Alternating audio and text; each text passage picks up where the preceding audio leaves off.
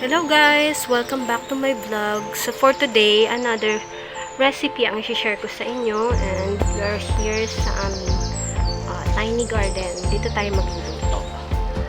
Ayan o. So very green kasi katatapos lang ng ulan.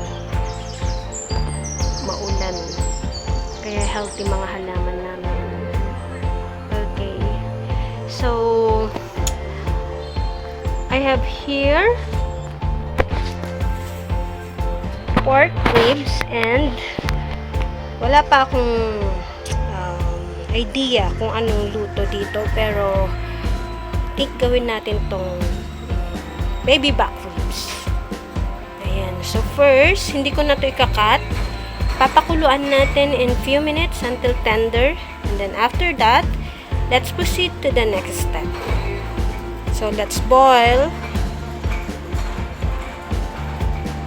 Maganda rin yung nabili kong pork ribs. And isa pa, mura lang sa binilihan ko.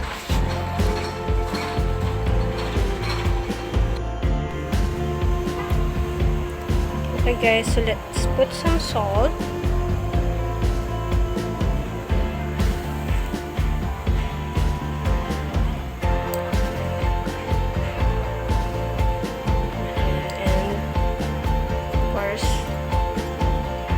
Pepper na din.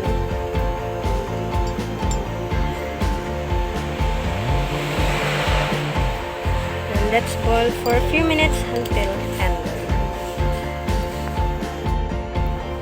Okay guys, so let's experiment the sauce. So meron ako ditong tomato sauce.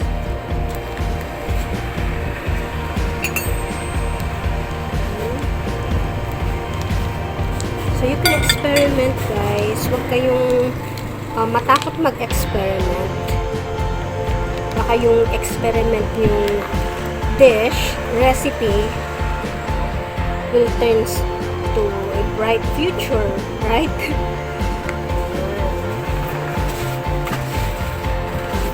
And then I will put chili powder para may anghang factor.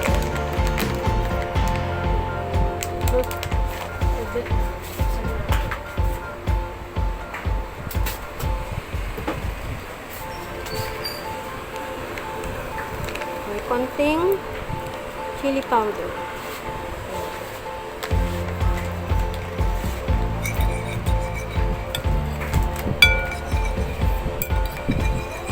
Mix.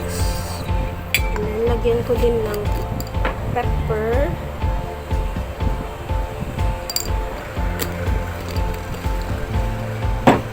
Salt to taste.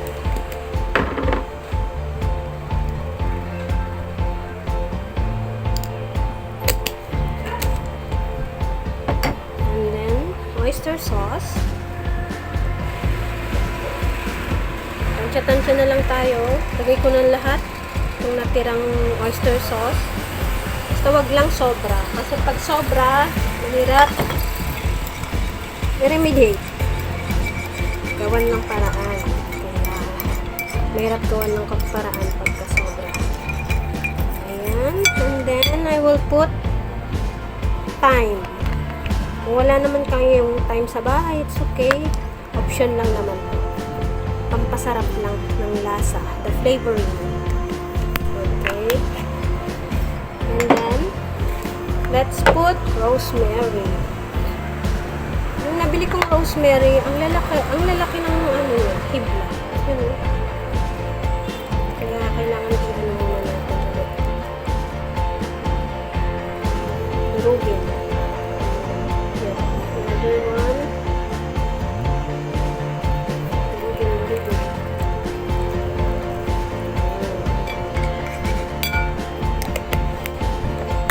Okay. And then, may sugar ako dito. Lagyan natin ng konting brown sugar para may tamis ang hang na lasa.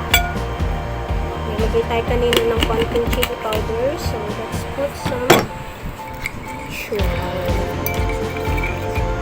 So, meron din ako ditong cornstarch, pampalapot. So, later, di-dissolve natin siya sa water.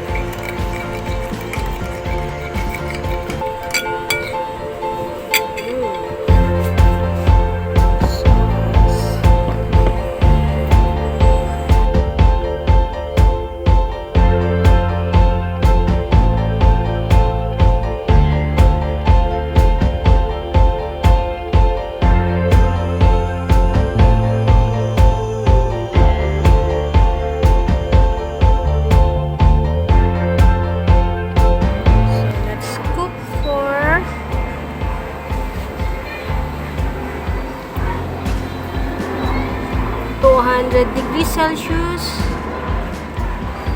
for 25 minutes. Okay. So, see you in a bit. Okay guys, so habang niluluto pa natin ang ating pork rib, let's prepare our sauce. Okay, so let's put butter.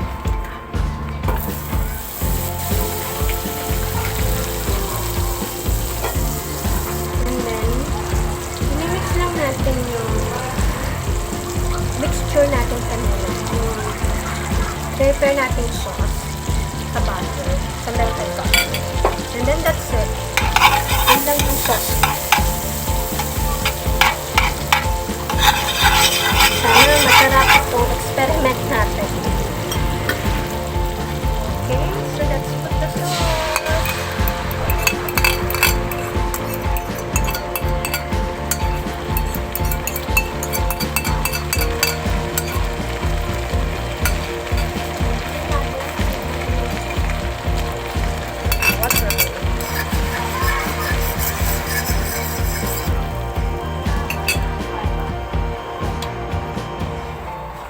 Let it boil for a few minutes.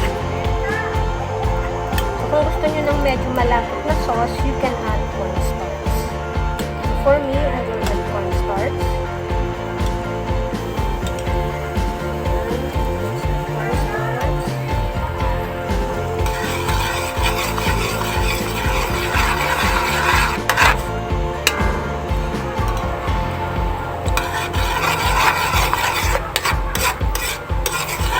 Alam niyo, medyo malapot na. Stop putting cornstarch. So, depende sa inyo kung gaano kalapot yung sauce. The texture.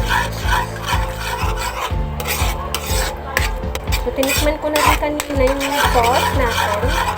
Ayan, okay na sa akin ang lasa.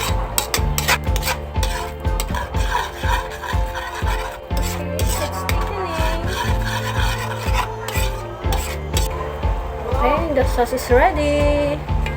Okay na to guys. Okay na to guys. Kapapatay ko lang. Ayan.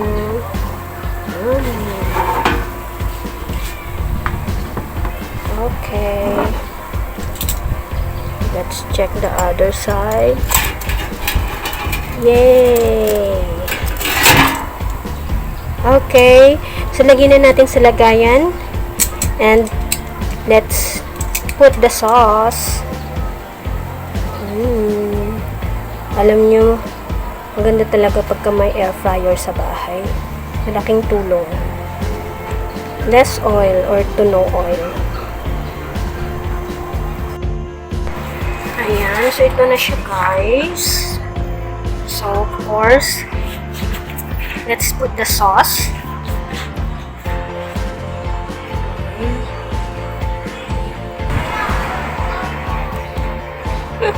So, sobrang ano na yata yung sauce. Thickened. Sa kanina pa natin niluto. Ayan.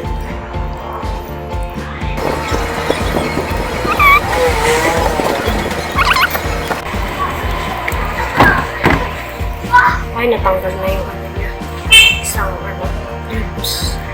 Isang rib. Yung hindi sa tayo, pwede mo ulit ng wala na color, so fry, sa yung okay, right, then ito natin. So, ayan dito. Ayan na siya. And then, meron ako dito basil leaves. Let's put here.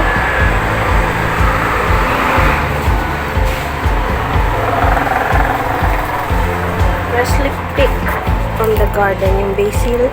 And then, ping natin.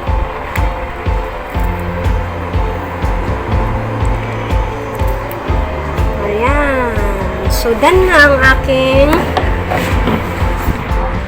pork ribs.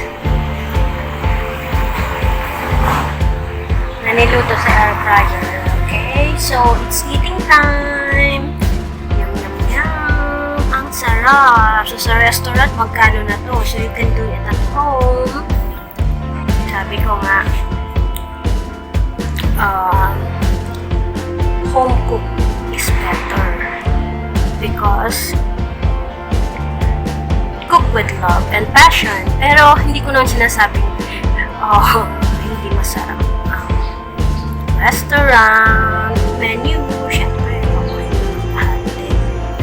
Masarap din kumain sa restaurant, lalo na pagka sama-sama pamilya. Okay, so it's eating time. Thank you for watching. See you on my next vlog. Try it at home, guys. Very easy. And mura lang itong pork ribs na nabili ko.